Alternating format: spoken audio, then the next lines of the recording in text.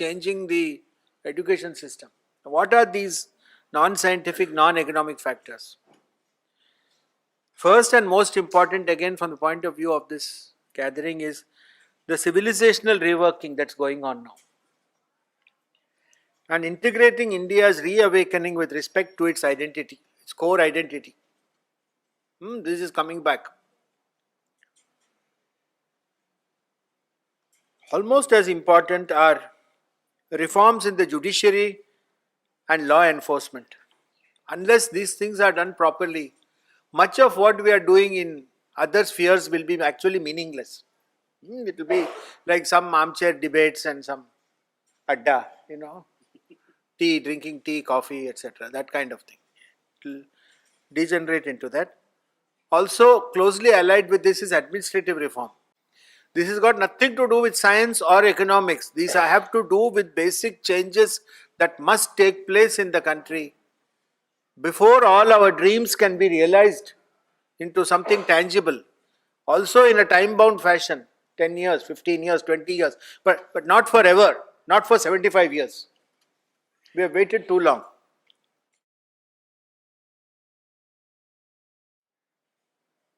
It is also connected with our education system, believe me. A total defense rejig and the use of artificial intelligence also in wars. Because unless we are strong, we will not be able to have a secure boundary in order to do our own thing safely inside. We will be susceptible, as we are today, to all kinds of wars. Today, we have what are called hot wars in cold places. It is not a war which is fought with weapons and atom bombs and all. It is, it is a war of minds, when people are trying to take over your mind by doing something else, which IKS is strongly connected with. And then comes to the non-scientific, non-economic thing most connected with my book: deep and urgent constitutional changes of the type that will need a new constituent assembly rather than just amendments. Okay, unless we do that, your IKS and all that will not see the light of day. You may start a niche university, you may start a niche department, you may do all these things, and you may slowly try to influence people in a positive manner, make them aware of. But unless you have the state support, fairly soon, I would say, it's not something that can be put off forever.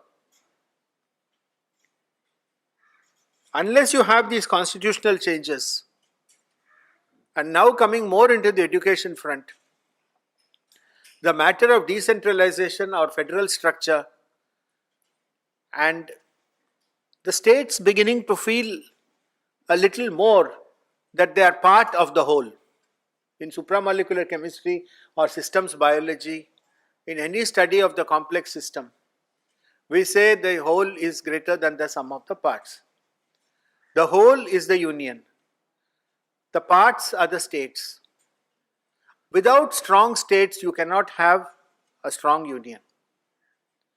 We are under the fallacy of the present constitution, that strong union means weak states and strong states means weak union. This false antagonism should also be removed.